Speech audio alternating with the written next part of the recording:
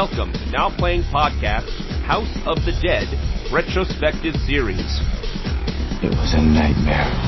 So many dead people. So many victims. It all started a few days ago when I came here for a raid. Part of Now Playing's video game movie review series. I am completely not in favor of doing this.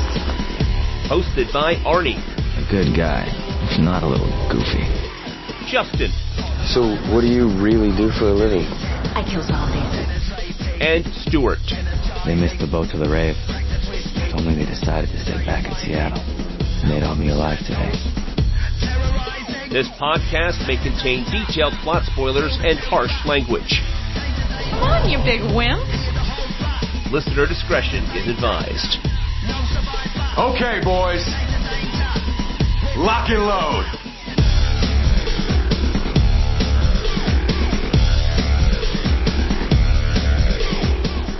House of the Dead 2, starring Emmanuelle Vaugier, Ed Quinn, Victoria Pratt, directed by Michael Hurst. No love for Sticky Fingers? He wasn't in the top build, so he wasn't even an and. Aw, poor Sticky. Poor us. This is the second Sticky Fingers film we've had to review.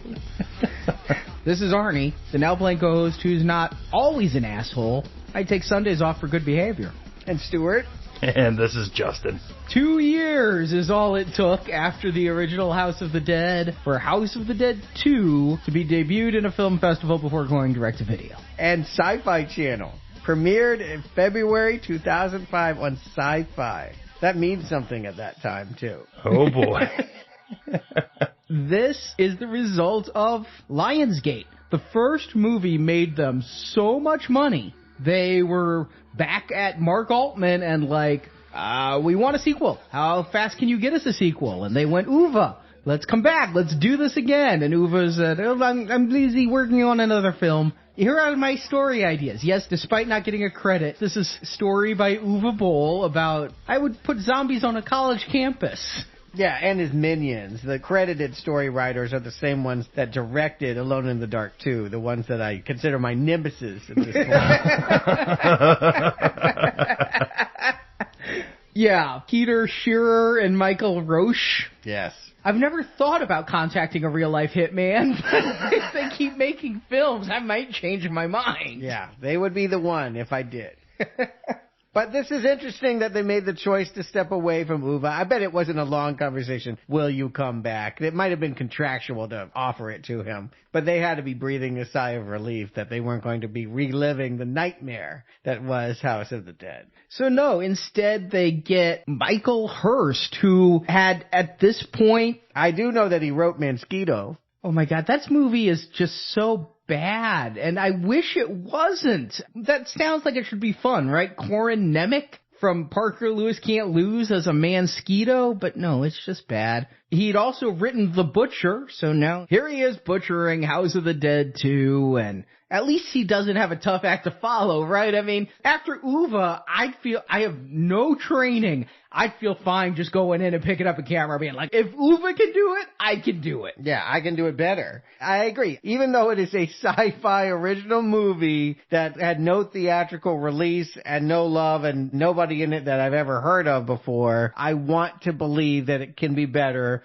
than what we went through last week. Not that Michael Hurst is a guy to put your faith in, but all it needs to do is be competent. Not a high bar has been set for this to get under. I mean, this came out corresponding with the fourth installment of the video game franchise. Arnie, you and I didn't play that one. We skipped 4, but we did go after that to what is easily the best game in the franchise, 2008's House of the Dead Overkill. That game is so awesome. I could not recommend it highly enough. It is the first House of the Dead to be designed for the home console, whereas every other House of the Dead has been built for arcade. They built this one for home. You can beat most House of the Dead games in 30 to 60 minutes. Apparently, to beat Overkill is a 4-hour run-and-gun experience, but my God. Imagine, if you will, a video game that was made out of one of the trailers between the two segments of Grindhouse.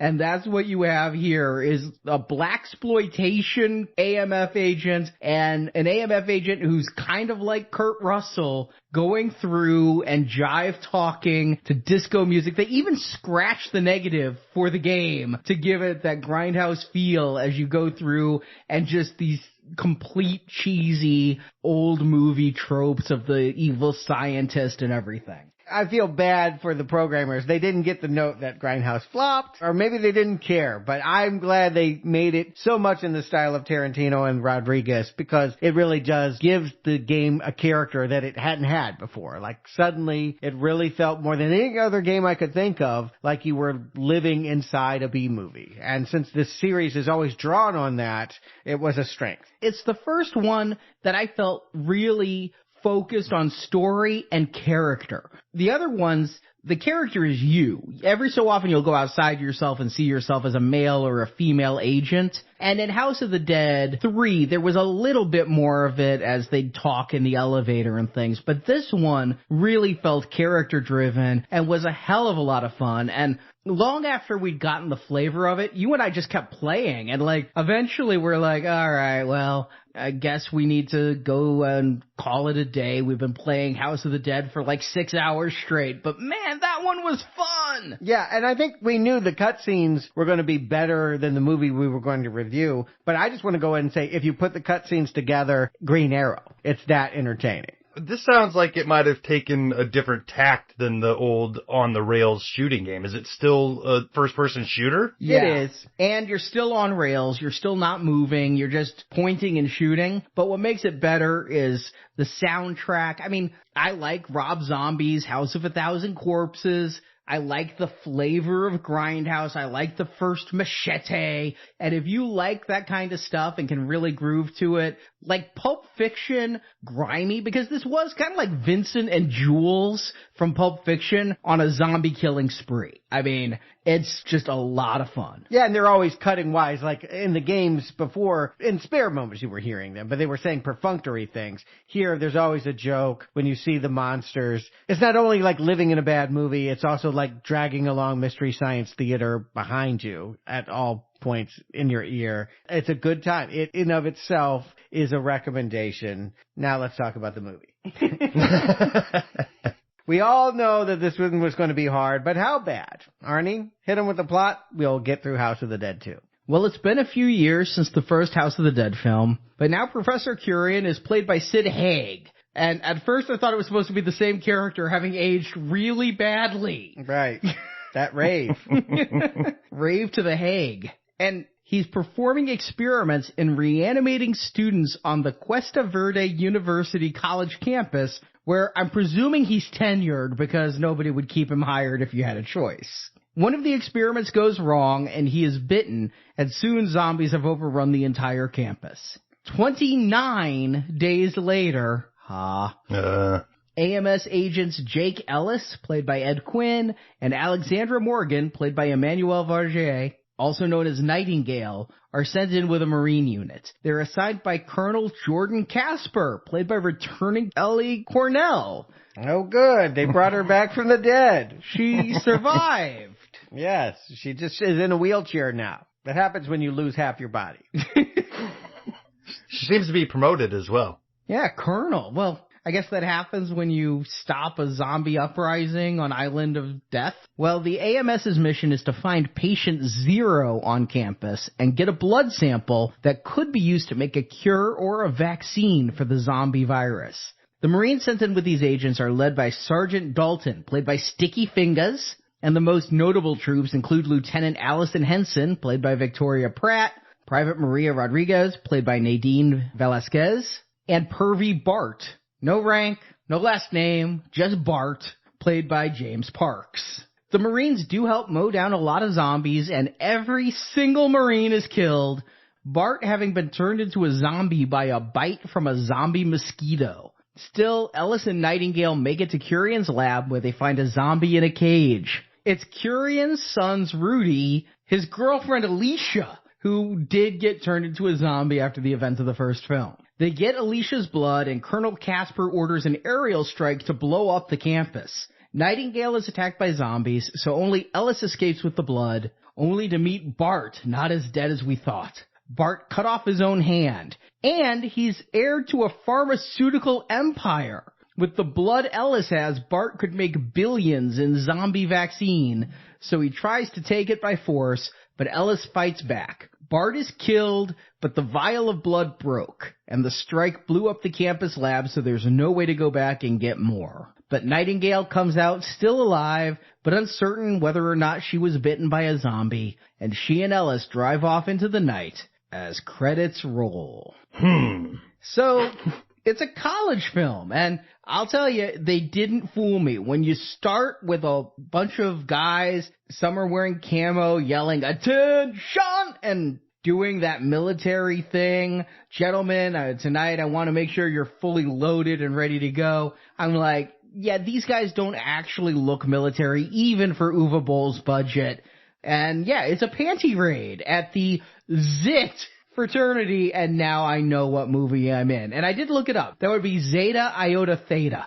All right, so some legitimacy right off the bat is what you're saying? Yeah, well, if there's one thing they gotta continue, it's the TNA. In fact, that was one of the things in the bonus features last time, was that they said, we knew we'd have no problem with the acting, no problem with the script, no problem with the T, and no problem with the A. So here, we're getting it right off the bat. So if this was for SyFy, was all this edited out for the TV airing, basic cable? Yes.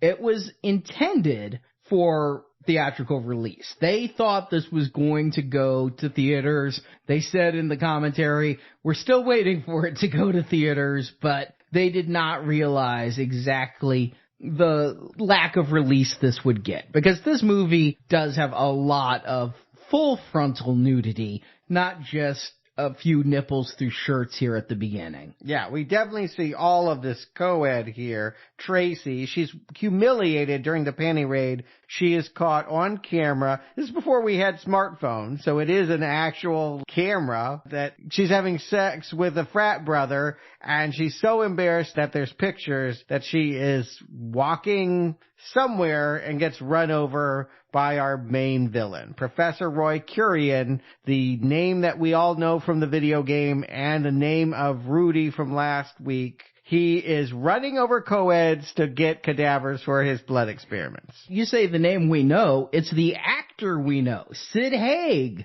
He doesn't exactly ooze professor to me. Well, it's Cuesta Verde, which is a poltergeist joke. That was the name of the suburb that was built on top of a graveyard. If you're going to get one of the House of a Thousand Corpses guys to play a scientist, I'd go with Bill Moseley, graduated from Yale, whereas Sid Haig, I've met this man in person. If you want to play the Gravedigger in a remake of Halloween, I think you fit the type. If you're going to play scientist who's experimenting, I mean, he's good for scientist who runs over co-eds with cars and brains them with crowbars, not so much the, I'm going to concoct a formula scientist.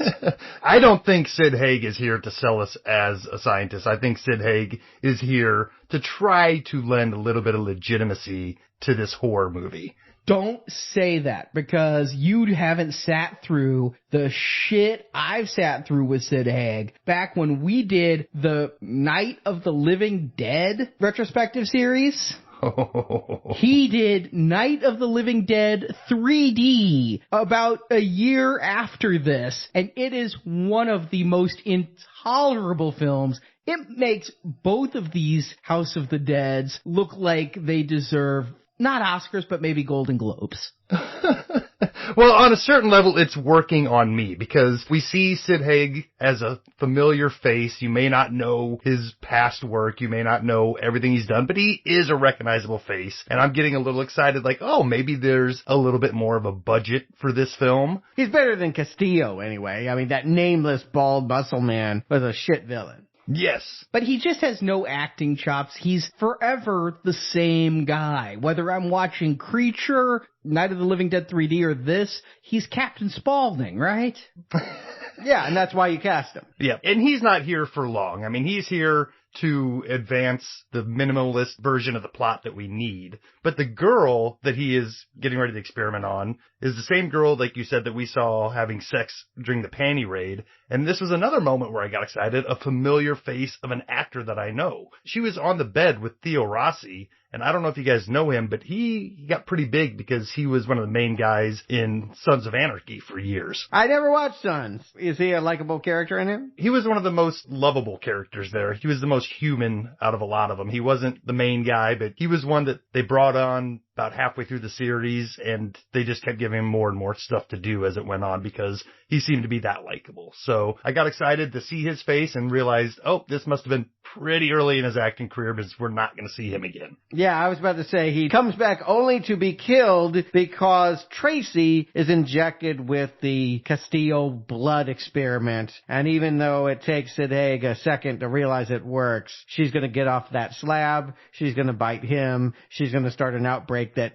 gets the whole campus. We see in the opening montage credit sequence, Cuesta Verde University is going to go down because of her. They completely ripped off the Dawn of the Dead remake with these opening credits, right? With showing the montage of the zombies attacking the cameras and all of that, and chronicling in montage the downfall of civilization. I'm having a real problem with the art direction, though. These fonts, I mean, you know you're in trouble if I'm complaining about your font. Yeah, I was just about to say, how nitpicky are you going to get? You're on the font. I mean, what is it? Justin, what font is that? Is it Times? It's not Times. It is definitely a stylized 90s feeling font. At the end of the 90s, people started getting into different typefaces and started making them cool and distressed. And this one feels of that era. So that makes it about 10 years too late behind its time. It looks bad. It actually looks like visually a step down from the previous week. I actually like this opening more. I think there's a sense of fun and playfulness that I want to be down for a zombie attack on a college campus, but things look so bad here. The sets, the lighting, the font, anything visual is just so horrendous that how can you be disappointed in the House of the Dead 2? I am. I'll agree with you. Last week we had a little bit of a disagreement because I thought that film looked okay. It looked worse in daylight than it did at night, but I thought it looked okay, and I thought it looked really good when they did the Matrix stuff. Here, this does look like they went to Best Buy and bought the best Sony they could to film this entire thing. Yeah, it's ugly. Yeah, the sound design, I mean, there's so many scenes where you can tell that there's one microphone in the room, and they're trying to pick up everybody throughout the locker room with that one mic. And lame new metal, all of this is bad. It's ruining what should be a really fun introduction. You know, we see the football team going down, a librarian going down. There's stuff to enjoy, but I can't because they don't have enough money. And there were a couple extra scenes in there. There were deleted more of the librarian talking about how kids don't like books these days. They just like their video games and their pornography, and so you're going to enjoy seeing her die more, but not really needed. I do think this is more like the game, though. Once we finally get into it, for one thing, they're going to center the story around the AMS. They were these random MIBs in the last film that showed up in the last 5 seconds, and here our main character should be Nightingale and Ellis. This is the right choice to have people whose job it is to hunt down zombie outbreaks and cover them up before normal society gets wind of it. I'm getting a real X-Files type of vibe off of these two, or at least that's the effort that they're putting forth. Yeah, she's made a little bit more important. They have some fun here where there's this French restaurant and she's on a date with a guy who claims to be a neurologist and he's called away by a phone call. We're led to believe that he is going to be our main character and we are not anticipating that this beautiful woman would hunt zombies for a living. But she's actually going to go into the kitchen. There's a zombie outbreak happening there where the French chef has gone outside with a plate of filet mignon to have his smoke break and got bit by, I think, Sid Haig. Yeah, it was Sid Haig. Yeah, somehow he's wandered all the way over here from the college campus. How did you get that he was French? I didn't pick up on that. Yeah, Jacques with the hat and the very, very loose accent. It was so subtle. It was. But you know your movie is cheap when you can't afford Sid Haig for the whole film. This is the end of Sid Haig. We never even get to see him killed. You didn't stay for the stinger then, I guess. All right, we still never get to see him killed. It was just an outtake from here. But the lead here, Ellis, they only hired him because he looks like Bradley Cooper, right? Like, spitting image, like I wondered if this was an early Bradley Cooper role. He does have a Bradley Cooper vibe to him, but he also has a little bit of a Judd Hirsch vibe to him, too, like a younger Judd Hirsch. These are unknowns to me. I guess she was in Saw 2 and Saw 4, and he's gone on to do some TV work. These are actors of some note, and you can tell they just have a star quality that is higher than any of those teens from the last film. Really? Yes, absolutely. They have more screen presence, I will say that. Yeah, without question. You know what? I think I'll agree with the Marines. I think the Marines are actually much better than the teens we had last time. But I don't get much off of Ellis. Nightingale is pretty good, though. I'll give you that. She has a hard seed to carry later on that we'll get to, and I think she does an okay job with it. So, Ellis, I just never think he's that good. I don't get anything off of him. Okay, we're not shooting for good. We're aiming for better than House of the Dead 1. And he's very much that. Yeah, I mean, he's just here to project machismo against this frail-looking woman who ends up being kick-ass and smart. It's just a visual juxtaposition for this movie. And they're answering to a familiar face. Somehow she lived. Jordan Casper was chopped in half in the last film, and now she's in a wheelchair giving orders for these AMS agents. Continuity, right? She's not walking, at least. In this point, I am absolutely shocked. I didn't pick up on Sid Haig's character's name and tie that back to the original movie. None of that connected with me. Seeing her here shocked me so much that we're getting a part 2 in a series that actually is going to tie to, or at least reference and understand that part 1 existed. Technically speaking, they were written by the same person. The producer wrote the scripts of both. The script was thrown out last time because of Boll. Boll's not here, so I think we're getting more of his spirit. I can tell a difference. I think this is more like Scary Movie funny than Uwe Boll funny, and that is an improvement. I hate to say it, but this movie's sense of humor and its style, it's going to basically follow the boilerplate of Aliens that worked for those Resident Evil movies. We are going to have a better story this time than we did last time, where people were running from docks to houses back to docks. So what you're telling me is, if I gave you the choice of an Uwe Boll retrospective or a Wayans Brothers retrospective, you'd sign on to the Wayans. Who wouldn't? I don't know, little man's looking pretty harsh. I'll agree with you that there are definitely a lot of jokes here. The fact that we jumped 29 days later, all I could think about was that bad 80s comedy, Saturday the 14th. Remember that one? Yeah, I mean, it's jokes in a certain style for a horror comedy. Always a suspect genre. That's a real rarity that someone can get the balance of horror and comedy right. Here, they're definitely going with very broad jokes, but some I liked. Casper is going to say that she is putting them under the influence of a colonel, Sticky Fingers, who answers to the chief of staff, who answers to the president, who answers to the vice president. A Dick Cheney joke. Is that what that was? I thought that the screenwriter might not be American, because at the end of the movie, they make another reference to the vice president being the top of the food chain, and I thought maybe the person who wrote this thought vice was above president. Oh, if you listen to the commentary here, the writer constantly is going off about how liberal he is and how he's expecting complaints from the commentary. There must be at least 10 times he jokes about how he hates Republicans and hates George W. And all of this is completely intentional. Okay, see, that's a joke that totally would have landed on me at the time, but 10 years on, it's in the past, and I'm kind of forgetting, like, oh yeah, Dick Cheney jokes. You mean kind of like using Paris Hilton as target practice? Mm-hmm. I mean, I honestly had to be like, who is that again? What Kardashian am I looking at? Oh wait, it's the proto-Kardashian named Hilton. It tells us how much we've changed in the last 13 years, that we can completely forget about the Bush administration. And Paris Hilton. But there's so many references here. I caught the ones I could, but they're talking about this college being outside Sunnydale. Sunnydale is the town from Buffy the Vampire Slayer, the series. Last time he was inserting a bunch of Trek stuff. Here, they're going all after every type of horror pop culture they can, down to Leprechaun, back to the hood, bringing in Sticky Fingers.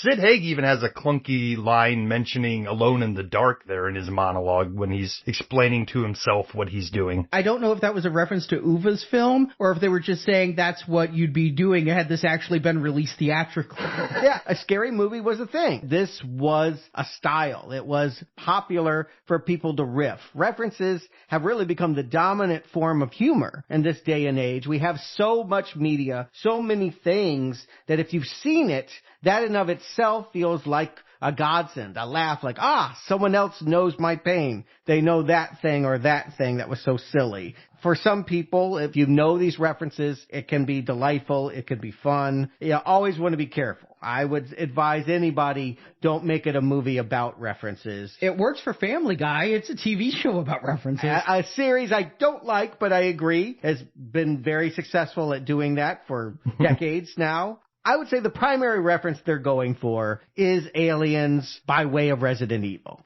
This feels like a Resident Evil movie which always ripped off Aliens. What's really funny is hearing the writer talk. He was a generation below that and didn't even realize it. He said, what I'm really shooting for is Starship Troopers. Wow. Well, maybe with the humor. I could see that he was trying to do something Verhoeven with the TNA and the comedy mixed with, what's supposed to be gory and bloody. And I don't know if scary is ever approached, but I do think there is a darker, scarier intent here. This feels more like you're headed into a world that could be frightening as opposed to House of the Dead and a rave, which always felt like a joke. Still, going to a college campus full of zombies right after seeing a panty raid scene does not make it feel dangerous. It makes it feel, last podcast I was talking about Revenge of the Nerds, and now it makes me feel like that's what these guys are walking into. Well, also the conceit, the unspoken conceit that somehow it's only this campus, and this campus is somehow isolated from the rest of society. That's the problem that they need to take care of. They park a mile and a half off a campus in a park, and they walk slowly through this park to get to campus. You're right, it's got a darker tone, but it's also not paying attention to details that might help make the fear factor feel more real when we actually get there. I don't know how scary a Resident Evil movie is. Again, that's mostly just about doing the action, but the boilerplate is we have overconfident macho team of soldiers who think we've never fought a zombie, but we fought everything else. We should have no trouble taking control of this campus. And very quickly, they're humbled. We have one guy who pulls out ninja moves. His name's Nakagawa. And so, of course, he's a ninja, right? And he gets bit, and Sticky Fingers thinks the best way to handle it is, well, just amputate. We don't have to shoot him in the head. That leads to more deaths, more problems. These guys, it's really their story to learn that they're not tough. Like the Marines and Aliens, they're outmatched. But it's funny to me how quickly they adapt to the one bite you're dead philosophy that goes with zombie movies. Because here it starts off really funny. Sticky's like, get this man a tourniquet. And obviously Ellis is really concerned. You're like, get him a tourniquet and a bandage. And I can't tell how much is intentional humor and how much isn't, but they shoot him in the head and the Marines don't flinch. Initially, when Ellis pulls the gun, the Marines pull the gun back on Ellis, and you think that is going to go somewhere, but now the Marines very quickly sign up to every zombie movie rules. You bit, you die, and you'd rather die with a bullet than die by turning into one of those creatures. I don't know, Sticky Fingers wants to insist after he gets bit that he's not going to turn. He's doing a Bruce Campbell there later when they get him. He's like, I'm fine. No, you don't have to kill me. Well, he's Blade, right? He would be Blade next year on Spike TV's TV series. Blade can't be turned into a zombie, right? And hey, I'm going to appreciate that this movie, at least, unlike the first one, is going to set up and follow zombie rules. The idea that if you get bit, you're going to turn. And sure, the characters have to learn it on screen, but that's something by now that pop culture people know. So you can't have a zombie movie without setting up at least the rules and then maybe playing around with them a little bit. So we get that out of the way pretty early here. Again, don't think horror. They're really not going for that. You can tell from that early French restaurant scene, the way that these two AMS agents are talking to one another as they're shooting and getting covered in blood spatter, but they're really talking about their relationship and all of that. This is camp. this is parody. They know that this is silly, and really the whole point is just scary, isn't it? But surprise, jump scares, action, things coming at you that you're not expecting. That's what they're going for. But I like their, to use his reference, Starship Troopers here. The people on the Marines team, I really like Rodriguez. She doesn't get much of a role. I found it really interesting that it was supposed to be a guy, Rodriguez, and they couldn't find one, and you could always tell that it's a well-written female role when it could be a guy. It's not anything stereotypical. They cast it with this female. She shows up in the early scenes and hears Ellis talking about how these grunts aren't ready for any fights, and she gives it back to them. And here, she gets some good scenes, like she's finally getting back on a college campus, and that she is the private who's going to really give a point of view to their characters. And she gets saddled with the worst of the bunch. Bart is, by his own admission, he's an asshole, and he is taking him and Allison Hinson, who I think outranks him, but is taking orders from him. They're going to go off, and he's going to be stealing from corpses, answering cell phones, and flippantly telling people, oh yeah, they're dead. I think he's doing the Guantanamo thing. If you remember all those people that got in trouble taking pictures and disgracing prisoners. Oh yeah, the human pyramids. Exactly. What he's doing here with the zombies with, this is my new girlfriend, take a snapshot of it. This is payback for all of that. He represents the worst of American hubris in times of combat. He is over the top despicable, and it's on purpose, and at some points it's almost unbearable. You know, I mean, he could dial it back a little bit and still be completely slimy. And if you didn't know this was written by the man who wrote Mosquito, he is taken out by a mosquito.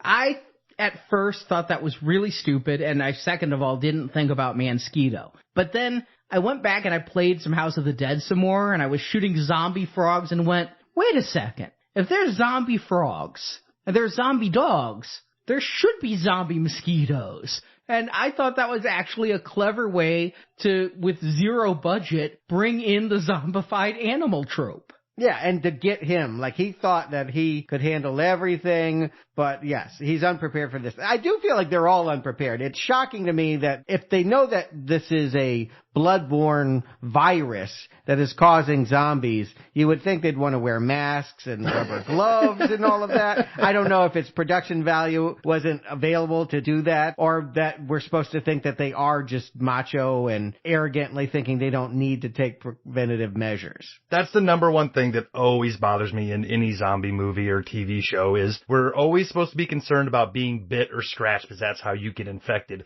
But they're never ever concerned about killing a zombie, getting the blood on their face, in their eyes, in their mouth, and it's constantly happening throughout this movie. Oh yeah, Ellis gets a shot that like it goes completely in his mouth. And I thought for sure he'd turn. Mm-hmm. And maybe he will. They play a little bit loose with whether these characters do all escape or not. And did you guys see the big Blade Trinity Babes thing on the wall there? It was a magazine cover about Jessica Biel and Parker Posey.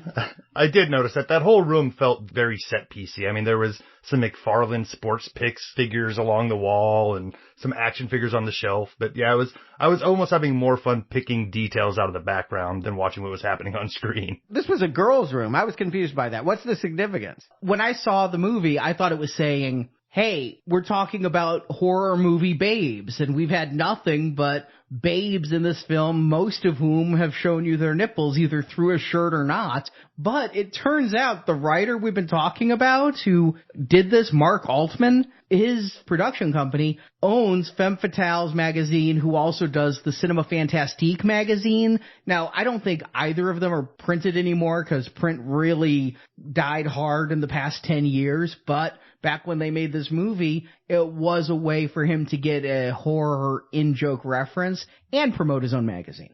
But the character you like, Rodriguez, ultimately her heroic moment is to tell Bart, we're not going to take these blood samples to Big Pharma. He thinks he can make money out of it, Robin Leach money out of it. I don't know if people know that reference. But she is saying no, they chain him to a radiator, and then she gets killed. The Marines go out way too easily here, and in the end, none of them really matter. They are here so that we can elongate this story, quote unquote. On a plus, it feels like a video game. What is my mission? My mission is to go in, find Zombie Zero, retrieve the vial, and escape. That is totally a video game level setup. And when playing a video game, as Justin will attest, it's really more important that you're having fun getting there and that the game is fun than that just the cutscenes are fun. But in the converse of that, when you're watching a movie and not holding the controller, having such a threadbare plot just as an excuse so that you could have the Marines shooting a bunch of zombies all over campus does not entertain very well, and that's all they're here to do is to give us action scenes on the football field or, in the college dorm. In the library, endless hallways, room after room. You're right, there's not much going on here except for watching these guys get picked off one by one. But they are following zombie rules. I do see case in point. They get to the library and they're like, zombies don't read. The guy in the corner there that's hovering over a book, he must be a survivor. Well, the fact is, zombies do what they did when they were alive. He was a nerd in life. Zombie nerds are going to still go to the library and read, and zombie librarians are still going to shush. They took that from Dawn of the Dead and that whole mall culture. They're showing more respect for Romero in House of the Dead 2 than House of the Dead 1 did. And eventually they find this Day of the Dead style chicken wire cage in the basement where all of, I think, campus has been locked up. That 2 security guards, before they turned, locked them all in here. How? I would rather see that movie. I would literally rather have, Tucker and Dale versus Evil? Mm-hmm. I want you to get me Alan Tudyk and Tyler Labine, put them in security guard outfits, have Tucker and Dale as campus security try to get all the zombies into this cage. I want to see that. But again, it happened in Aliens where all the colonists were under the nuclear reactor. It happened in Day of the Dead. It's just part of the tropes, and they're happy to relive all of these tropes. The House of the Dead series does not pretend to innovate. It is only recycling what we know and presumably what we love about the zombie and horror genre. And it's about this point where some of the things start to become apparent and obnoxious in this movie. While I appreciate them following the rules for the most part, they do other things you wouldn't do in real life, you wouldn't do in a real movie. You walk into a room, you see a bunch of zombies behind you, and you just keep your back turned to them. They're constantly unaware of their surroundings and only paying attention to what the shot is paying attention to. Yeah, cliches is essentially what you're saying. There's this one guy, Griffin, wanders off on his own, he hears something, and then, turns his back on a zombie and she jumps him. They feel like scenes we've all seen before. I guess all I can say is I feel like they're better staged. I can tell what they look like because the people behind the camera are willing to be more patient than Uwe Boll was. Yeah, they're getting more coverage. Yes. It does not feel like we're missing huge parts of the story. Right. The way that we were with that film, that they even admitted in the commentary. You could tell by watching, but it's just straight up, we did not get it. We didn't either film it right or we never filmed it at all. Here, everybody is progressing point A to point B. They did fool me with the Bart thing when he shows up at the end again. But beyond that, everything is proceeding in a logical manner and they're doing what horror movies should do. There were too many Marines to start, and I think it's not a bad idea to start a horror movie with just a few too many characters so that you can whittle them down. I would rather have great kills than a lot of kills, but I know that there is a contingent of horror fans who rate their movies by how large the body count is. So you bring in a big troop of Marines, you kill off a bunch of them quickly, and you narrow us down to the ones that matter. At least you're now telling me the ones that matter. Right. And the ones that matter are the 2 AMS officers, Ellis and Nightingale, and this blonde Lieutenant Henson, the one that was with Rodriguez, that chained up Bart, and who is the only one still alive in that exchange. They're going to come together in the climax to go into the science lab, first we have to have Nightingale explain why she's called Nightingale. It's a joke on Florence Nightingale that was given to her when she was in Africa. You know what? This scene, I'm watching it, and yes, I'm thinking of Phoebe Cates and Dad trapped in the chimney and Gremlins. Mm-hmm. But then I'm still watching the scene, and I'm like, you know what? She's pretty much pulling it off. You know, she's not Phoebe Cates bad. She's not Quint from Jaws good, but she's pulling the line there where I don't hate her during the speech. And so that's good acting. Yeah, well, she doesn't have to cry about her dad being stuck in a chimney in a Santa Claus suit either. I mean, she had to euthanize a whole lot of people that were infected like Ebola. They were spitting up blood, and all she could do was euthanize them, and then euthanizing them in doing so, it just meant that the stuff that was in their blood made them come alive again. It's kind of a little more horrifying than the Gremlins story, but yeah, I agree. She does it okay, and she clearly saw Resident Evil. She had a moment where she's going to run and jump on pipes and electrify the floor, and it felt like a Mia Jovovich move. Yeah, none of the leads here are doing a terrible job of acting or delivering lines. Some of the Marines are pretty stilted, and a lot of the lines they're given to recite just sound like somebody has seen a movie about the Army, but has never really experienced the Army. It just feels that rote. But yeah, these main characters, they're doing it for me. You know, I'm not offended by their acting or lack thereof. Yeah, it's overall a stronger B picture than we had last week, where we couldn't make heads or tails, scene by scene, what was going on and who we were looking at. And eventually we look at a character from the last movie. I couldn't believe it, but yes, the mystery that they teased about this secret room in the science lab is Alicia. She is patient zero. That when Rudy apparently took that helicopter flight back from Island of the Dead, he handed her over to his school teacher father, Sid Haig, and they performed blood experiments on her in the basement of Cuesta Verde University, and it's just mentioned in passing, she killed Rudy. So that's what happened to Rudy. I missed that dropped line. I was wondering what happened to Rudy. I just don't see the actor who played Rudy being the son of Sid Haig. That mother must have been freaking hot.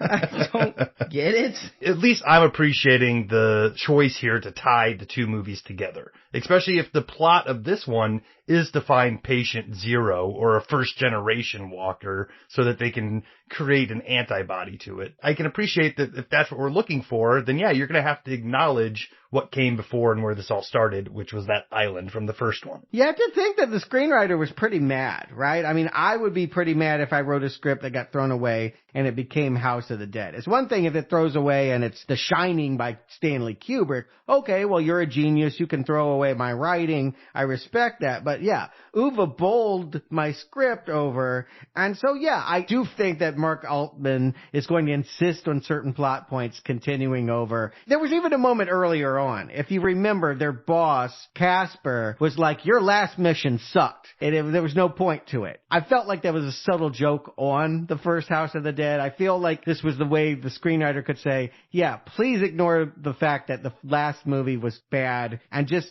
join us for this one. I'm trying to make the House of the Dead movie that fans of the video game will like. And I think it gets there closer than Uwe Boll, but is it enough? Well, so far, to me, it's definitely keeping me more engaged than that first movie, just for the simple reason that the characters are easier to distinguish from one another. Yeah, that is definitely a plus. And again, as they're whittling them down faster and faster, it becomes better. And yeah, across the board, they are better performers. And it's a simpler plot in that we're trying to get in and get out. There's only one time that this movie heads into House of the Dead 1 stupidness, is they get down there and they find Alicia and they get the blood. And then they leave and they call in an airstrike. It was already called in. They knew that they had this time frame. And then they break the blood And so they have to go back in to get more blood. And as I said in the plot summary, they're going to break that too. Yeah. This zigzagging back and forth is like, let's go to the house. Let's go to the boat. Let's go to the house. Yeah, that's one thing that Altman must have written from the first one that he got to keep in this. For whatever reason, doubling back and back again seems to be a trope of his. Yeah, but it's a good ticking clock to know that there's a missile that's coming. They use that in Return of the Living Dead. They use that in Aliens, where the base was going to explode in a nuclear explosion. You want to create the sense that they've got to do what they've got to do. Otherwise, they could just keep going back, right? We'll just keep going back to the science lab until I can finally get the vial out without it falling to the ground and breaking. Sure, but a little bit more of a competent screenwriter could have given us that same plot point, but maybe having us find a different version of Patient Zero and that vial getting busted, and then them discovering the lab when they had to go back. That's exactly it. They don't need to go back to Alicia. If they already shot her in the head, if her blood's not alive, I'm not sure that it would be good for them anyway. I mean, I don't know. Maybe after they take it out. I don't know. I don't know how it works. I'm not a fucking genius like Rudy was last movie. But I do feel like you're right.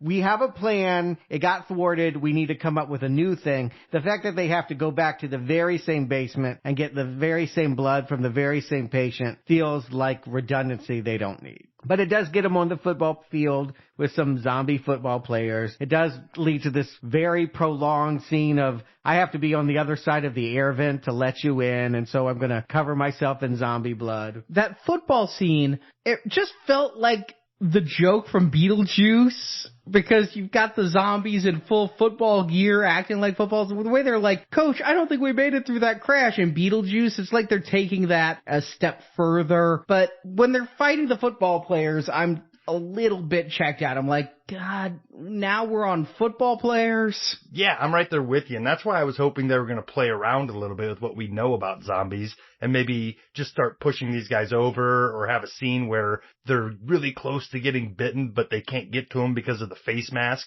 I mean, why have zombie football players still wearing their helmets and not do anything with that? I guess they felt like they did do something. There was a scene where we see it's mostly for Henson to show off her Laura Croft or Alice run. Like, she runs out on that field and does flips and kicks in quasi-bullet time. It wasn't quite bullet time, but I think it was a moment to remind you that this is a Resident Evil clone. But did they take full advantage of it? Did it become a major issue for you? It's about as exciting as Mia fighting those zombie dogs, or at least that's what they're hoping. Yeah, it didn't work for me here.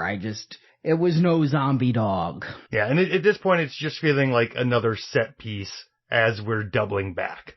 Right. And honestly, I don't expect better from a House of the Dead movie, or really a video game movie. I'm expecting rote, plug-em-in scenes where you are just watching people do acrobatics, because I don't think that you're going to innovate in a adaptation of a video game that was only copying old horror movies. I just don't think they're going to do that. I will say this.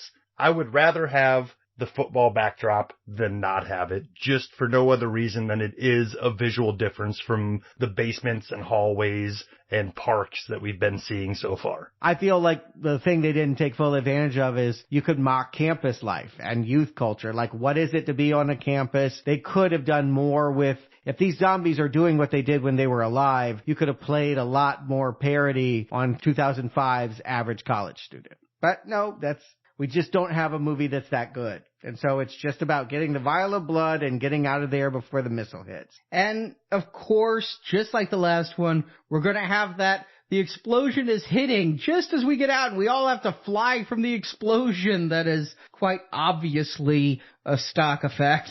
And only Ellis, we believe, has gotten out. We kind of figured that the Special Forces chick, she gets bit. She makes a big grandstanding statement about, well, at least make it count. If I have to die, make it worthwhile. Take this blood vial and take it to a lab and make sure no one has to die like this ever again. Oopsie. But I thought Nightingale would live, and they teased the idea for a little bit that she didn't. Ellis has to fight Bart on his own. Yeah, he leaves her under a pile of zombies in the commons area there while he goes out to fight his own crowd of zombies outside.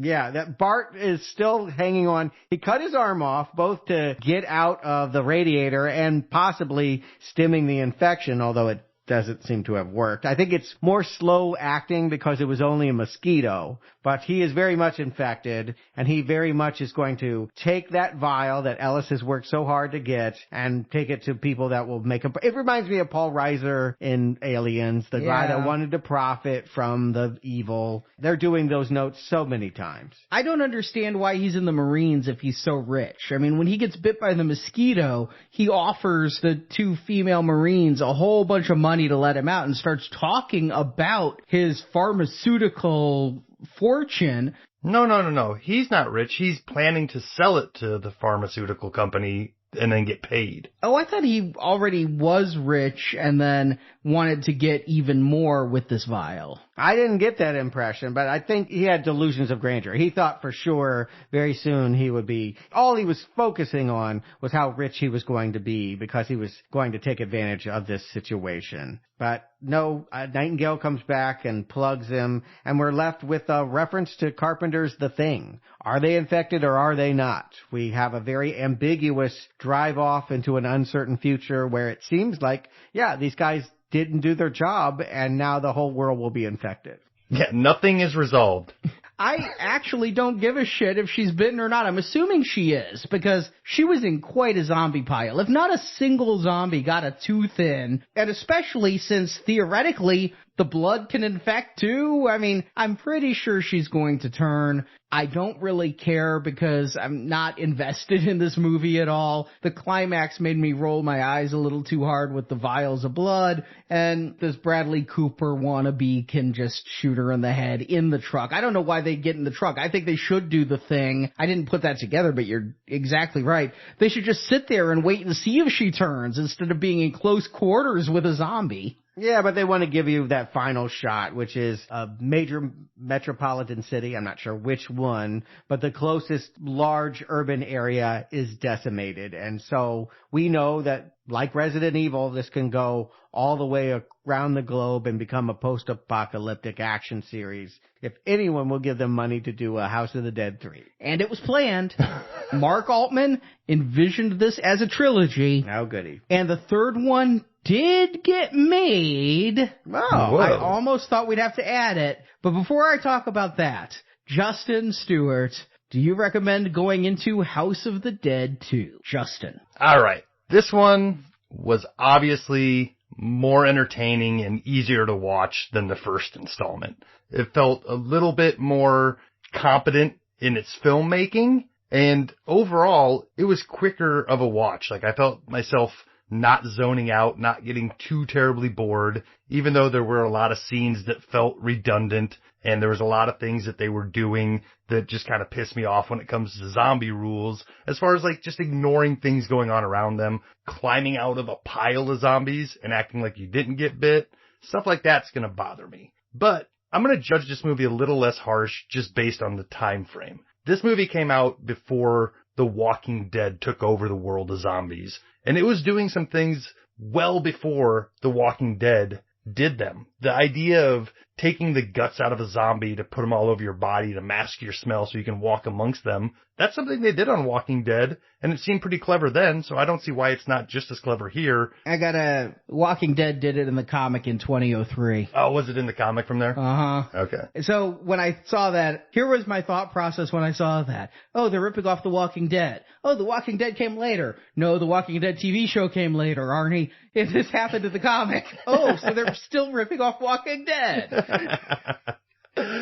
At any rate, it was the first to do it on screen, as far as I know. Ripping off a comic series that wasn't quite at the height of its popularity yet. Maybe they thought they were getting away with something, only to later be caught. But what it comes down to is, if I had to watch either one of these two movies again, I'd probably watch this one. I'm hoping that I don't have to watch either of them again. But last time, I was afraid when we went from an Uwe Boll movie to a sequel without him because it just went way off the rails and you end up burning the DVD in your backyard. So doing it again scared me. So I was somewhat pleasantly surprised to even find out that this movie tied together with the first one, had a coherent plot that could be followed. It just didn't really live up to anything. At the end of it, nothing was resolved. Maybe they're teasing a third installment, but at this point, I don't care. I don't care about the characters. I don't care if they feel like there's more story to wrap up here. I'm just done with this series. So, I'm going to have to give it a red arrow. This one isn't even any closer to a brown arrow than the first one was, but it was more competent. Stuart. I can be kinder. I think I can even be a little bit hyperbolic because I've seen a lot of bad zombie movies thanks to Now Playing, and this is not one of the worst. I mean, you could make the case House of the Dead 1 is among the very worst zombie movies. This is clearly better than Diary of the Dead or some of those Living Dead remakes. It's the best sci-fi movie we've ever reviewed. Ooh, I mean, I'm open to hearing a valid contradiction, but the best thing that Uwe Boll's name has ever been on? Is his name still on it? Did he get a producer credit? Yeah, it was Boll Productions at the beginning. Yes, he definitely was. All right. I mean, I think that we ought to just keep in mind perspective and say, wow, to come from the absolute dregs to where they're at, this is competence that should be applauded. But I'm not going to make the mistake I think you did, Arnie, with Tekken and say because they're making a mediocre, low-budget piece of trash, that's good. This is not a good movie. We know what a good movie is. This is not it. It is a better movie than what it came from, but it is still clearly a red arrow, not in any way near a brown arrow. It's not funny enough. And that's where I'm going to damn this movie and actually disagree with you guys. Yeah, this film is more competent in so many ways than the last one, which to me makes this movie so much more boring than the last one. Yeah. The last one I could look at, and I was really on that line of Brown Arrow because I was laughing at that movie. I was laughing at the filmmaking, and I also admired a couple of its technical proficiencies. This one, I don't know what the budget of it was, but it feels like despite Lionsgate being like, we have to have a sequel, they also said, and we have to do it for half the money. Mm-hmm. Because there's nothing in this movie that comes close to touching Uwe Boll's 10-minute montage. Now, that was overindulgent and should have only been 3 or 4 minutes at most, but nothing here looks that good, and nothing here yet is as bad in the dialogue where you wonder if the script was written by a native English speaker when you get to, why do you want to be immortal? You know, it's just terrible stuff that kept me engaged. Here, it's better than Rave to the Grave, but I felt I was in that same arena. Yeah, it's unpleasant. Yeah. No one wants to go through this. So in that way, I actually think it's less enjoyable. So it's definitely a red arrow. I mean, none of us ever were thinking of green. No, never. But the fact that I wasn't thinking of brown at all either makes me say if I'm ranking these, I'm going to rank one a little higher for its so bad it's good factor. So you were missing Uwe Boll. You wished he had made time, taken that week, and directed this film. I hate to say this, but both films we've reviewed of Uwe's were better in my mind than both sequels made from those films without him. Yeah. Wow, that is, I mean, when you look at Alone in the Dark, I get it, but I try to look for competence. I try to look for people doing their job. I felt like Uwe Boll was the immovable object in a lot of talented people making a competent B movie last time. To see it end up to be a competent B movie, that's why I want to celebrate that. This is better for that reason. But it doesn't have as many laugh out loud, I can't believe they said that in the voiceover. Absolutely not. And the best premiere on Sci-Fi movie, Beyond Reanimator. Had to look it up, see what we reviewed, but Beyond Reanimator is better than this. And I don't disagree with most of what you said, Arnie, except for maybe the liking both of Uwe Boll's movies better than the sequels. But I guess what it comes down to for me is if a movie feels like it's trying to get a brown arrow and it fails at doing it, I'm going to ding it harder than one that's not even trying to do that and just failing as a movie.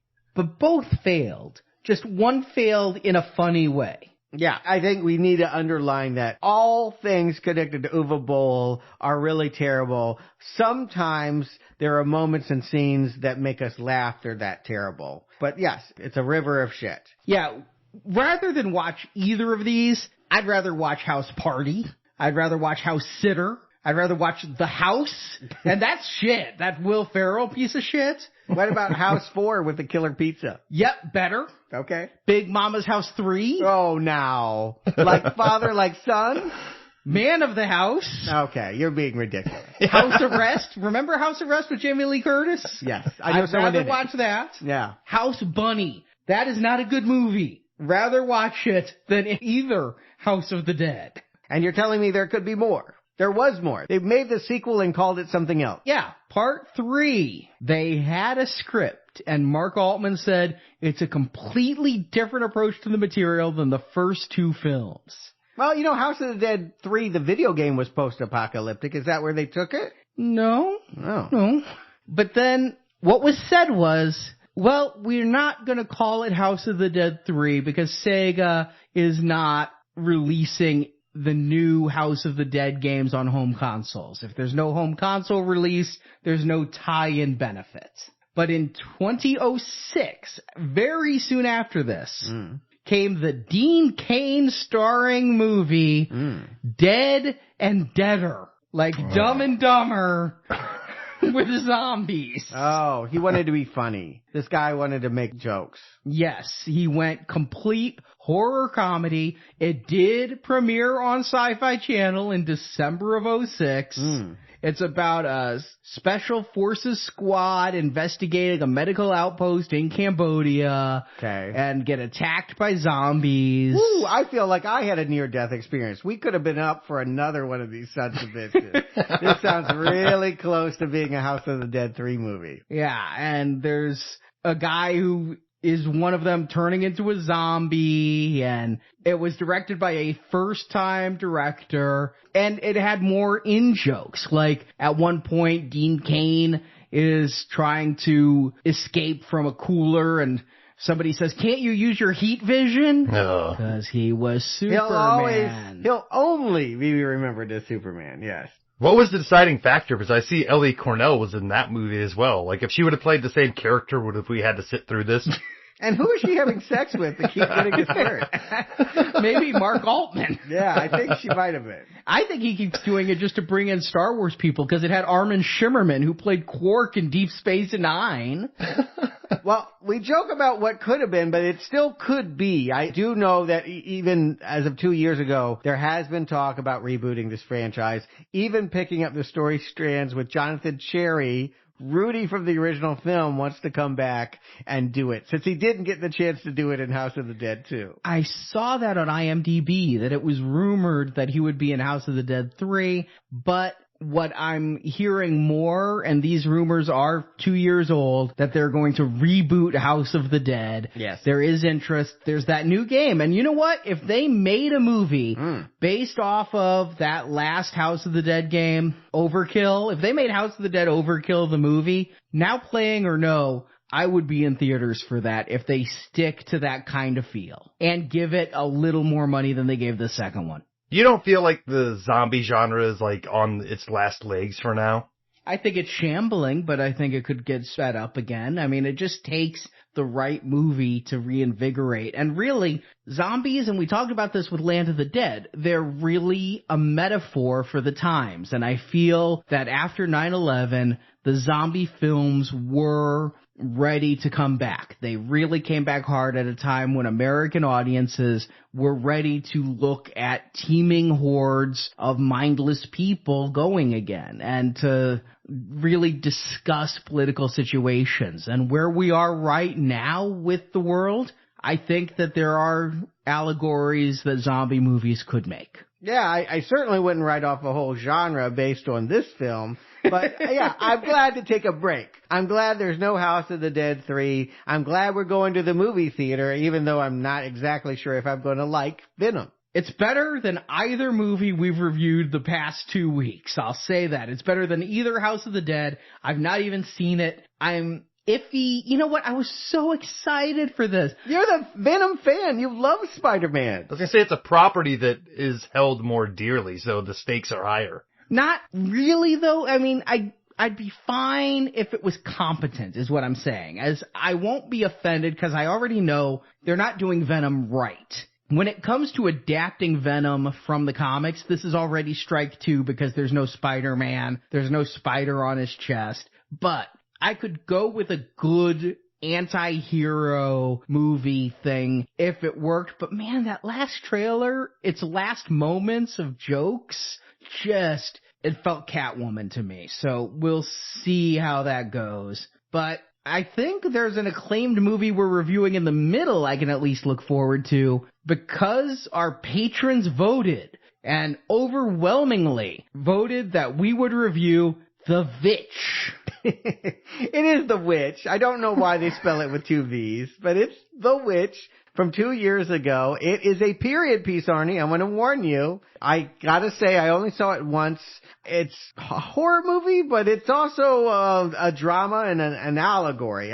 It's October. We're going to call it a horror film. We're doing Dario Argento witch movies. It seems to fit. I'm certainly glad it won. And there'll be a lot to discuss this Friday for patrons. If you can donate and become a Now Playing patron, you're going to hear a very interesting discussion about one of the most acclaimed genre movies of the last several years. And don't forget, if you're a $10 patron, you also get all of our silver level donations. So if you're not a patron currently and you donate, not only do you get to hear every patron exclusive podcast we've done, we're getting up to 20 of those, but you also get Suspiria, Inferno, and Mother of Tears. Those are temporarily available as long as we do this donation drive. And then next month, added to that for $10 patrons, Phenomena and Suspiria's remake. So it's a lot of movie reviews for $10. When we started off, it was like one review, $10, but now it's like you get 25 reviews for $10 per month and a new one every single month. I'm sure a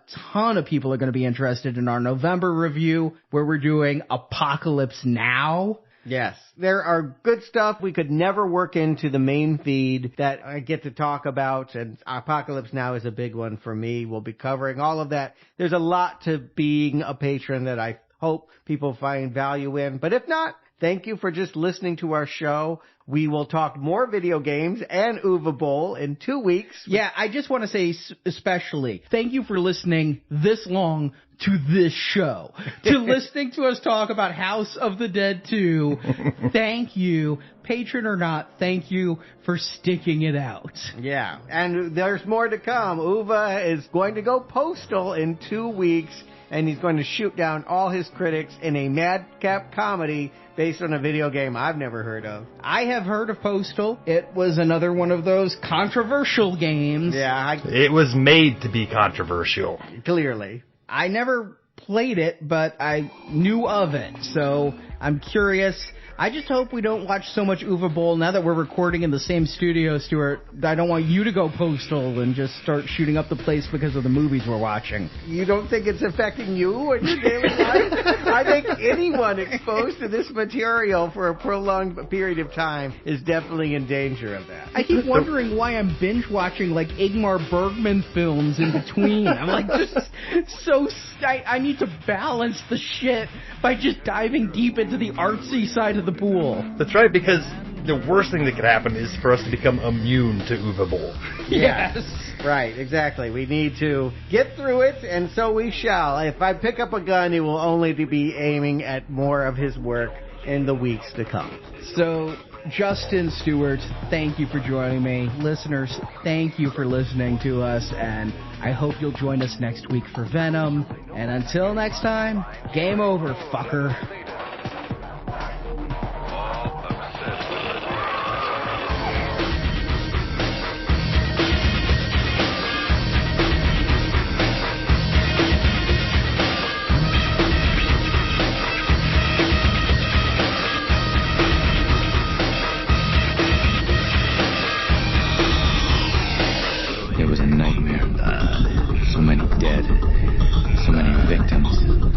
People that were my friends. And now we go home. Me and Alicia. And whatever she is now. Whatever I've created. God, ain't love a bitch. Is this the end? Or only the beginning?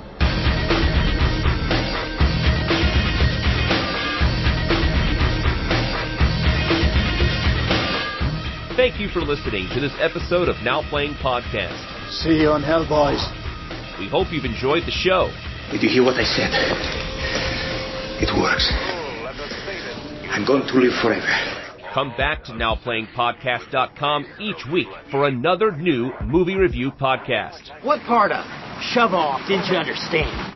And in the NowPlayingPodcast.com archives, you can find reviews of other video game movies, including Super Mario Brothers, Warcraft, Doom, Resident Evil, Alone in the Dark, Need for Speed, Street Fighter, Double Dragon, DOA, Dead or Alive, Mortal Kombat, It Came from the Desert, Tomb Raider, Tekken, Rampage, Wing Commander, Final Fantasy, Prince of Persia, and more. Even now, you hold the secrets of eternal life within you. And you hold on to them, keeping me alone in the dark. Also at our site, you can find hundreds of other movie reviews, including Star Wars, A Nightmare on Elm Street, Independence Day, the Avengers films, Back to the Future, Batman, Superman, The Fast and the Furious, and more. You've tried the rest. Now try the best. Do you want to continue? You got yourself some sort of hearing disability? I ask you a question. Insert money now to keep playing Now Playing. We've got your back. Just make sure you got ours. Now Playing Podcast is a show without any sponsors or ads. We rely on support from listeners like you to keep Now Playing operating. You will encounter steep resistance. Not everyone will make it. But for the ones that do, this will be a day long remembered. Long remembered, sir! You can donate to the show and, as our thank you, receive bonus podcasts. Over 150 bonus movie reviews are available to choose from on the Now Playing Podbean page, including Alien, Night of the Living Dead, Jurassic Park, Ghostbusters, Indiana Jones, Lord of the Rings, Psycho, Troll, and more. Have you looked at your paycheck lately? Sounds like a good deal to me. Find a full list of available bonus shows at nowplayingpodcast.com/donate.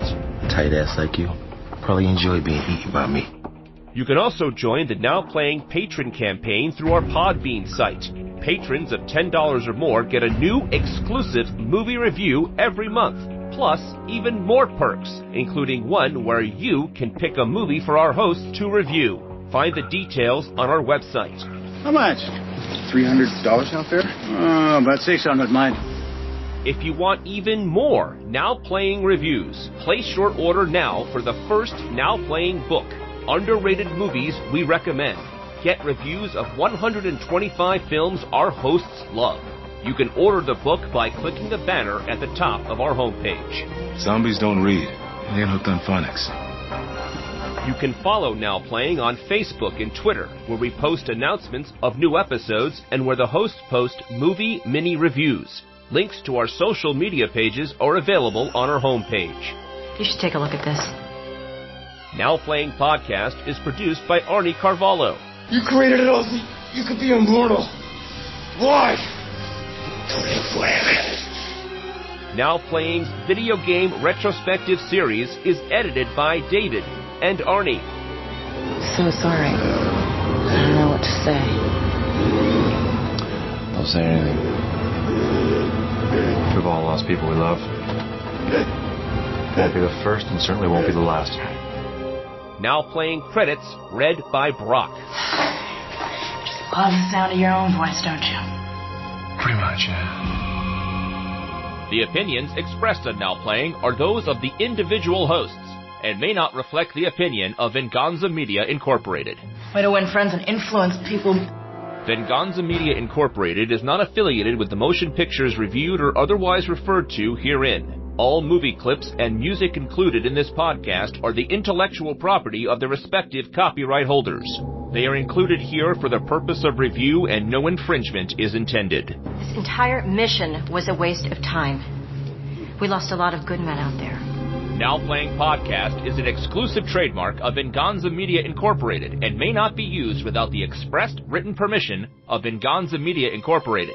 All rights reserved. Sometimes a mind isn't a terrible thing to waste. Now Playing is a Venganza Media production, copyright 2018, and no part of this show may be reproduced, repurposed, or redistributed without the written permission of Venganza Media Incorporated. See you around, Sawyer. No. You won't.